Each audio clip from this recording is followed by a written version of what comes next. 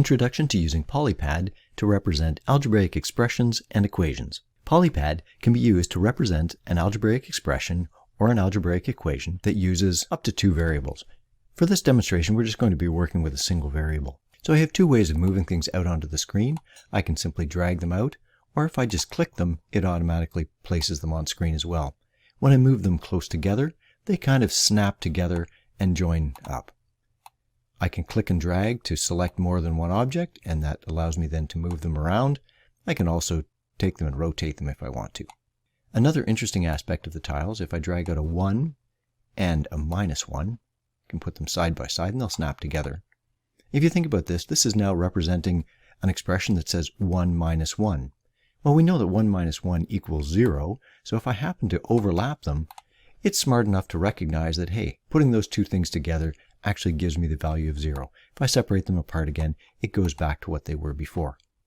The same thing would happen if I have an x and a negative x. So if I drag the negative x and put it right on top of the x, they also go to 0. One final thing I can do is if I select an x, I have an option here to negate. Sometimes when I'm working with tiles, I want to change the sign. So I've been manipulating an equation and I want to change something from being a positive to a negative. The negate gives me the ability to do that at a simple click. Those are some of the basics that we need to know to work with Polypad. So let's go ahead now and start looking at some fairly simple examples. I'll start with an x and I'll add in a couple singles. So that gives me x plus 2 because I've got two positive ones there. So if they were combined, they'd equal 2. And then I'm going to subtract an x. So I'll put in a negative x. And just for fun, I'll put it on the other side. So basically this would say x plus 2 minus x. Well, if you want to evaluate that, we can combine the x's and you can see that they turn into 0 automatically, which leaves us with 2. So we conclude that x plus 1 or x plus 2 minus x would just give us 2. I've created a new expression here, which is 2x plus 1 minus x minus 1. So I can take the x and put it on top of one of the others. That turns that to 0. And I could take the 1, the negative 1, and put it on top of the 1, which would also turn into 0. So the value of this expression, if I cancel everything out, do whatever arithmetic I'm able to do, just turns into x. So what I'm really saying in this case is that 2x plus 1 minus x minus 1 is equal to x. Now let's look at an equation. What we've got represented here is x plus 4 is equal to 8. Ultimately, what we're usually trying to do with algebra is to determine the value of our variables. In this case, we want to find out what x is worth.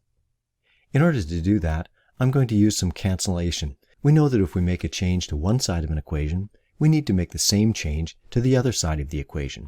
So I'm going to take out those 4 ones, I'm going to move them out, and I'll match them up with 4 from the other side.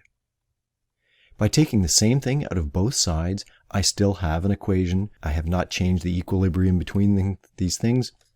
If you think we had a balance scale, if we'd taken 4 kilograms off one side and we took 4 kilograms off the other side, it would still be in balance. So our equation here is still the same. What we end up with, though, is that x is equal to 4.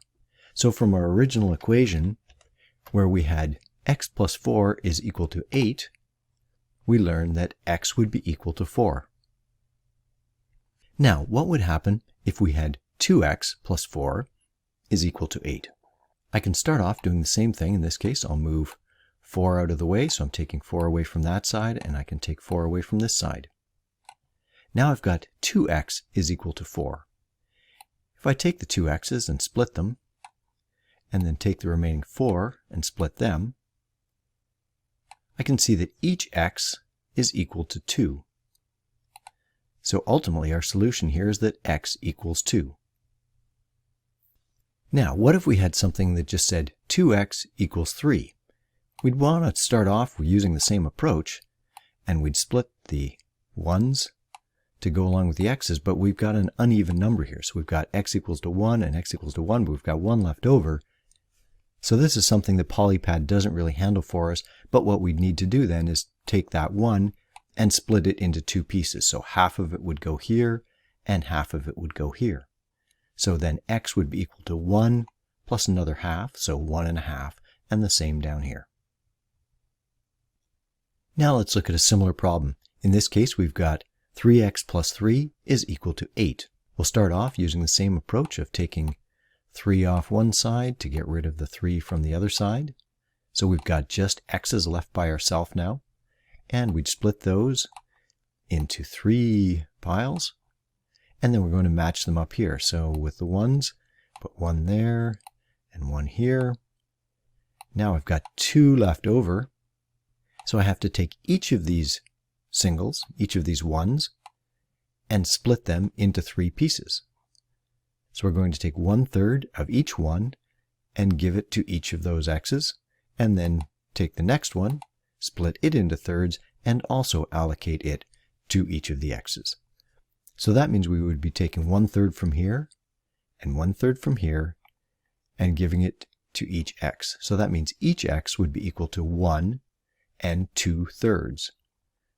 There's 2 1s here, and 3 x's. So that's where you get the 2, and this is where you get the 3. So x is equal to 1 2/3. Now here's a slightly different scenario. We've got 2x is equal to 5 minus x. We can't take the x's and cancel them out the way we were previously, right? When they were on opposite sides of the equal sign, we could just drag them up and say, okay, these two things I can take out of the equation because they're equal. But in this case, they're not equal, right? We've got a negative x and a positive x. So we can't just take them out and put them aside. What we want to do is collect all of our like terms. So that means we want to get all of the x values together. Whether they're positive or negative, we want to combine them together and add them all up together. So that means I really want to get this negative x, get rid of it from this side, and move it over to this side. The problem is I can't just move it over there because I'm moving it to the other side of the equal sign.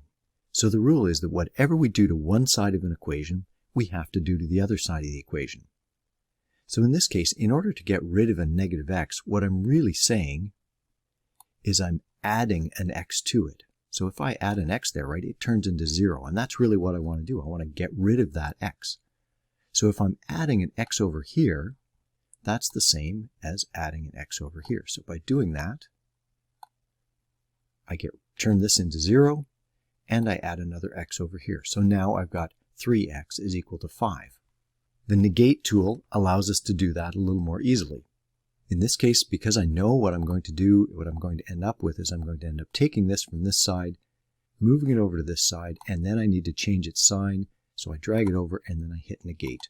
And I end up exactly where I need to be with 3x is equal to 5.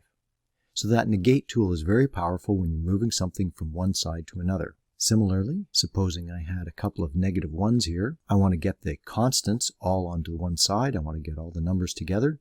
So I'd be taking those two, moving them to this side, and saying negate. So in this case, I'd end up with 3x is equal to 7. I started off with 3x minus 2 is equal to 5, and I end up with 3x is equal to 7. If I wanted to go that final step of figuring out exactly what x was worth, I'd allocate an equal number to each of the x's. I've got 1 left over. That means that 1 is going to get split into 3 pieces. So I would end up with x is equal to 2 and 1/3. So you can see Polypad gives you a very visual way of representing what's happening in an algebra equation or in an algebra expression.